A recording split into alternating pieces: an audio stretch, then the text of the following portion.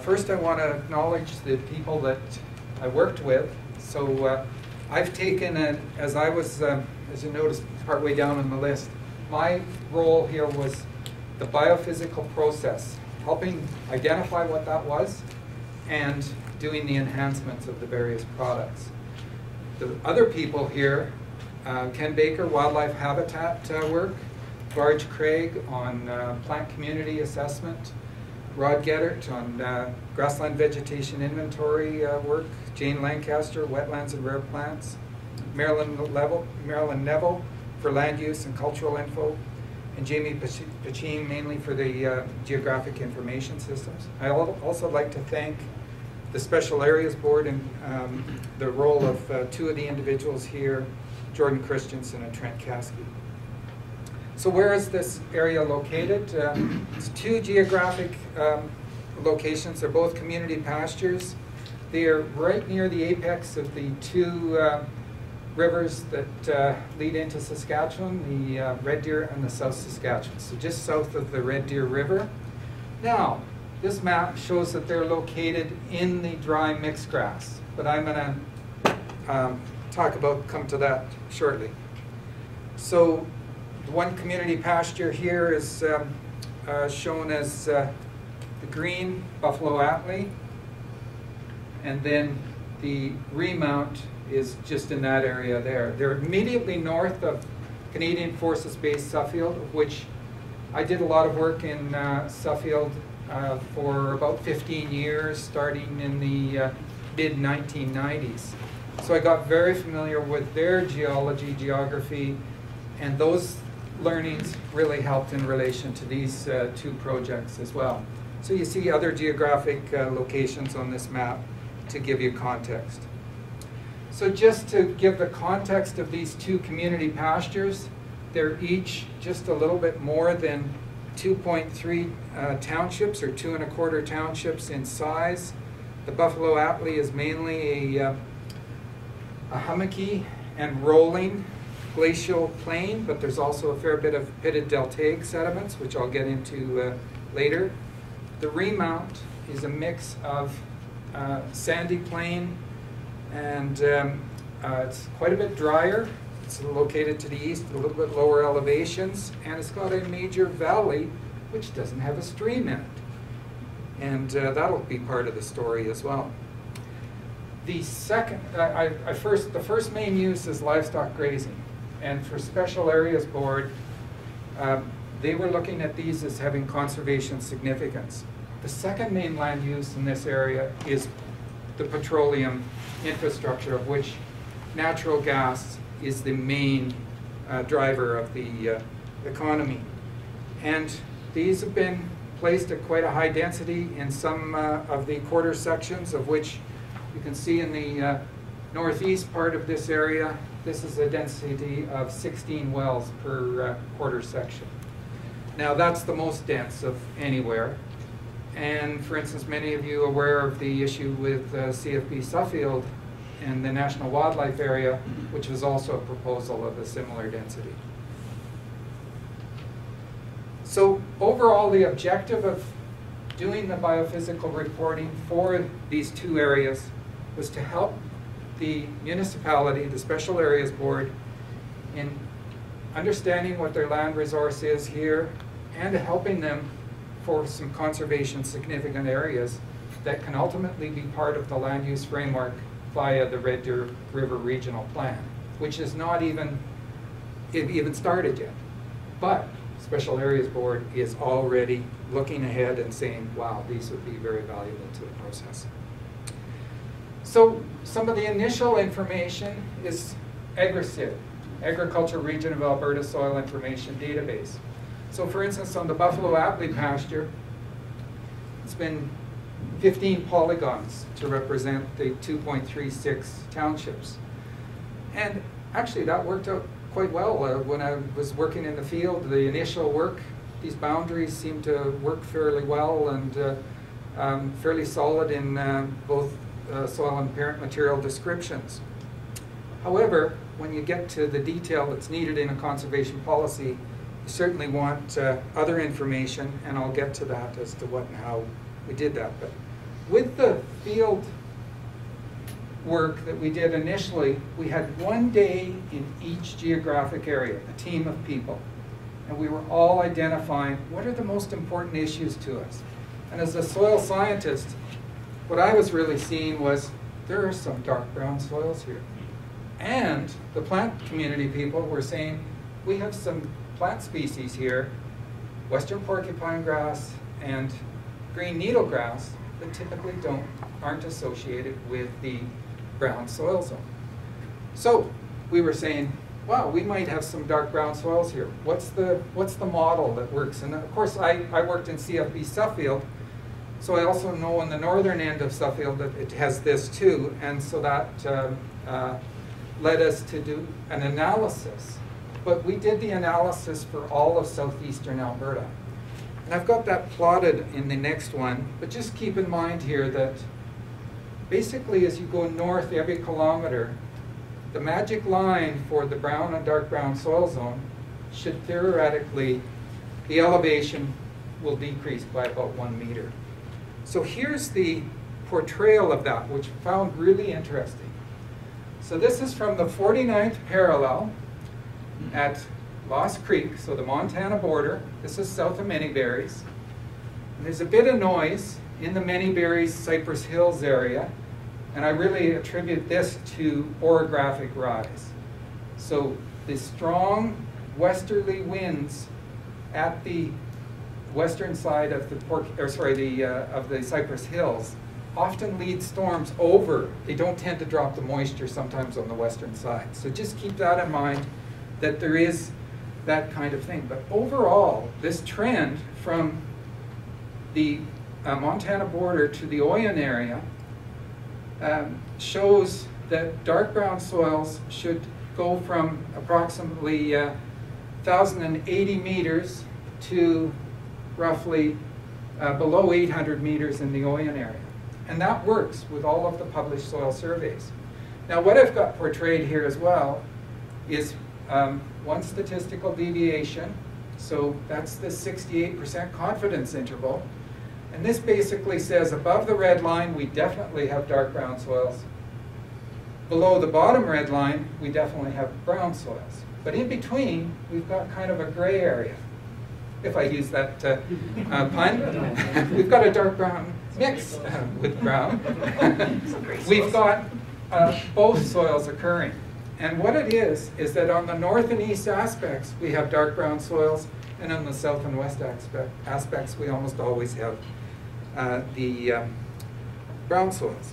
So the magic line at the Buffalo Atlee Community Pasture was between 793 and 838 meters. So then we took and worked with a digital elevation model. So everything that's shown in tan is the below 793, so that's the dark brown. And everything that's in the green is the mix. That's the two zones showing. So we were able to plot this and show that it reliably occurs.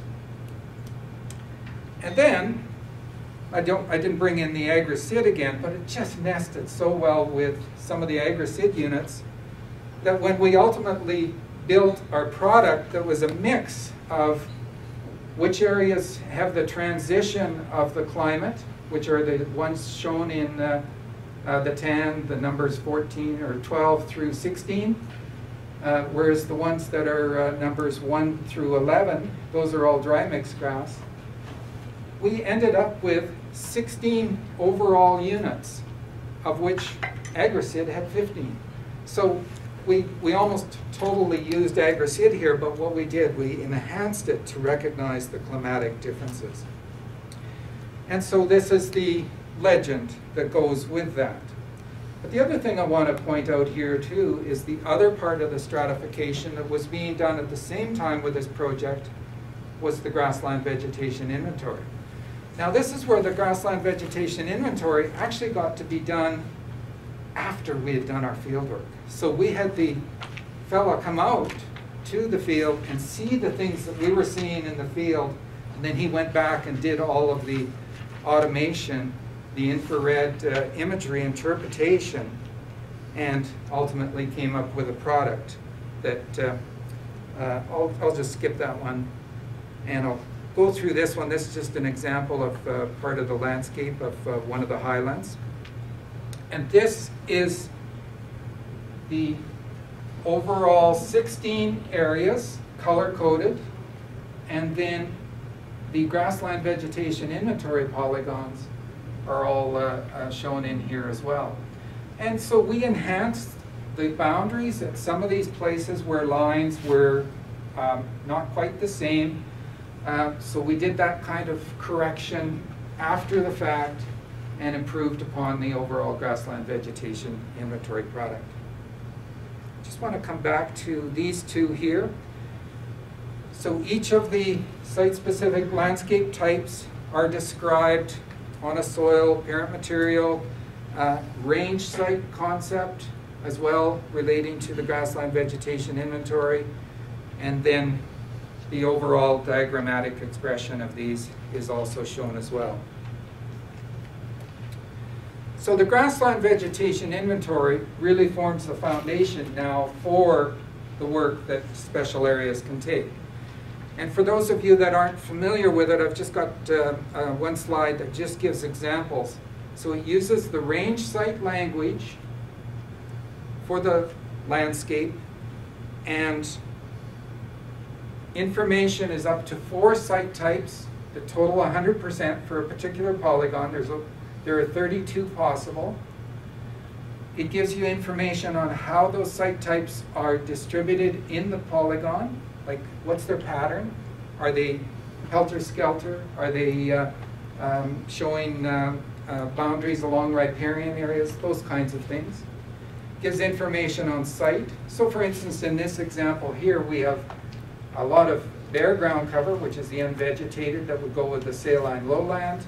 We have a lot of herbaceous cover that would be associated more with the overflow site type. And shrub and tree information is also provided, and in this case we have silver sagebrush shrub. The minimum polygon size of the grassland vegetation inventory is 5 hectares for upland areas, 1 hectare for wetland areas. And for those of you that have got a robust computer system, the grassland vegetation inventory is free. So please, don't feel that you have to get this email down. Just search it on sustainable resource development. And I've been told that there's a lot of it that's readily available, and it's just a great product. I want to emphasize that, of how valuable it can be for decisions. The other thing I wanted to mention was some of the cultural information. So for instance, things like anthropogenic use of First Nations. This comes out in some of the historic resource values within the area. And we were able to include this kind of material with the work. And then a lot of things that related to wildlife use. Taking and relating the particular zones or the areas that we mapped out and identifying what was suitable habitat for different species. So I've just taken 5 species that I show here and some of their suitability indexes. If I go back to, sorry, I should just go with this particular image here. The 2 birds that I've got at the bottom here, the avocet and then the marbled godwit, they typically like 2 different habitat areas. The avocet likes saline wetlands for the invertebrates, and the marbled godwit really likes these overflow plains for the richness of the diversity and the insect life that's often associated there. And so we can look at the information of the site-specific landscape sites. And so for instance, this specific soil landscape type that's got saline and sodic wetlands and overflow fans could be a place for both of those. So that's how the habitat suitability was basically determined. For some of the species, you can get quite specific. So for instance, the chestnut-colored longspur you can really relate it to the different zones and come up with what's least suitable, potentially suitable, and suitable habitat types. So some of the work with both of the community pastures that we did, some of it shows much more relationship to the size and shape of the native prairie areas, such as with burrowing owls. Some is much more generalized, such as with the plain spadefoot. And then we also looked at the available resource material, and for instance, for winter habitat for mule deer whitetail, makes sense that it's going to be near the river valleys, such as the red deer and the South Saskatchewan in these cases. So there's a little bit fingering into the immediate southern portion of the Remount community pasture. Same goes with pronghorn antelope. So it shows the values of these two areas to those two particular things. I'd now like to go to the other community pasture and just give you the other perspective of taking existing information and then what we used here to stratify the area. So the key part that I want to come back to is that we basically have this sandy plain either side, but we've got this distinct to indistinct valley that is in between that has no stream. So what might that be? This is geofantasy. This is a Paleovalley. This is a pre-South Saskatchewan river valley. And this didn't just pop out that we could map it like this. We had to use tools to map it. But my knowledge in CFB Suffield of knowing where groundwater springs are, and also knowing where the groundwater springs are in the Remount community pasture, it was deduction. It was working out where this is and that it's interconnected. But some of the parts of the valley, such as this here, that's quite a bit of infill that you're seeing there. That's sand dunes that have deposited into the valley. So it's almost blocking some of the drainage in the valley. So the way that we did this is based on our field work initially and then combining with AGRASID. AGRASID recognized that there was a fair bit of what we call limey soils, so regal chernozems and calcareous chernozems on some of the sides of these valleys. But the polygons were really coarse and they went off in different directions, and it almost was like as if the soil surveyors that were doing that didn't have very good imagery. And I wouldn't doubt that the air photo imagery that they were using had some contrast issues. But with working with a digital elevation model and taking and enhancing, and what we did is we just strictly went to this model of show me the things that are more than 9%, show me the things that are flat, and show me the things that are in between. And especially the ones that were in between, they give you an idea that, well, okay, so we've got a mix of some of these that are more than 9. So all of a sudden we started saying, well, we can map out some of these and describe some of these areas as having some 9% slopes in them. They have some limey soils, but they're not dominated by limey soils. And all of a sudden we really were able to take and define those valley edges, of which you can see from a vista on the western side in this case. So this is where we started to do the land subdivision that then brought out the side slopes from the valley bottom, and we also started to be able to bring out the different parent materials associated with the uplands, whether it was dunes and sands or more of a sandy loam parent material. And we ended up with about 21 specific soil landscape types in this area, and it's all dry mixed grass. And here's the description of them, and then the relationship to which grassland vegetation inventory polygons land within each of those. And here's a diagram that shows 4 different specific soil landscape types, of which these two look fairly similar, and when you look at them, we've got, in this case, codominant blowouts and overflow with significant loaming. But the important thing here is that these blowouts have a fair bit of bare soil component with them. Different plant communities than this one that's more dominated by overflow, but it's just got significant blowouts. And you can see that expression in here, that the blowouts are more subdued. 3 minutes? Yep, great. I'm going to come back to these two shortly here, but the last two that I just want to point out in this diagram are this more sandy type.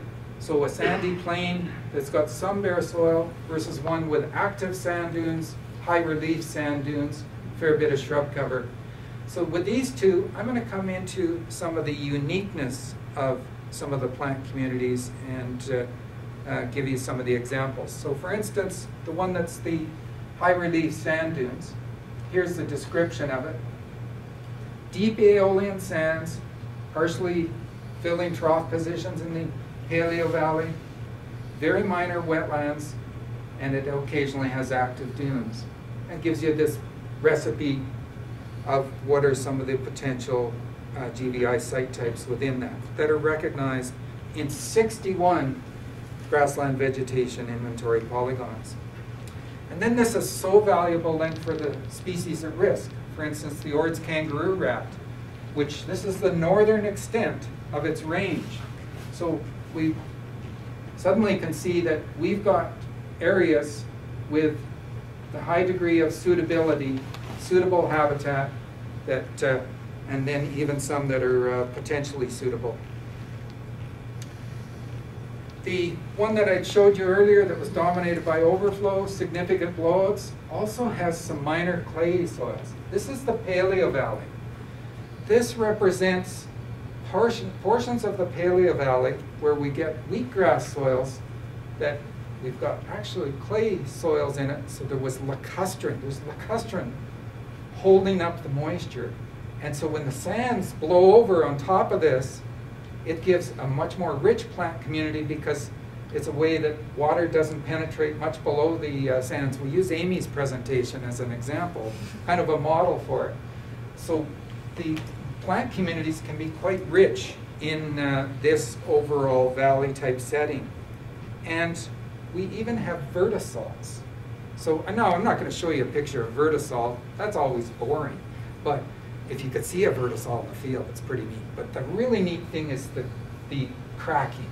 This characteristic hexagonal pattern that you can see, for instance, here, and the dimensions here are roughly 2 to 3 feet long. And sometimes it's 5-sided, sometimes it's pretty neat. But that's where it cracks when it dries and it swells when it takes on moisture. And this soil is constantly turning. And these are quite uncommon other than the Drumheller plain. And we also have very little of this in grasslands. Most of this is broken up. But these were small polygons, and it is recognized as actually, in some cases, a wetland plant community. For instance, this one in number 13, we had both temporary and lentic alkali that fit that model. The spring. This is a mother lode spring. This is a fantastic example of a spring in the brown soil zone that has flowed all through the Holocene. Like maybe it is subject to a little bit of decline in periodic droughts or extended droughts, but nonetheless it's got deep soils, deep organic soils, and it's also got some very unique type communities of very high conservation value. So there's really a lot of things that come to play in pulling together a biophysical like this, but what I do want to emphasize, you don't have to spend a lot of time in the field. You hone and you work with what are available resources. And then you work with your team. Your team is basically building from there. So that's what worked for us. And I'd like to conclude by saying that when you have a targeted survey, having initial field truthing is extremely important to be able to put together what are the important biophysical attributes for each. For instance, using the existing source material, those can be very much enhanced. In our case, the tools such as digital elevation model helped very much being able to pull out the dark brown soils in one area and to pull out the Paleovalley in the other geographic area. And this, I just want to say, it's defensible and it provides a valuable classification for the various disciplines that were involved in this work.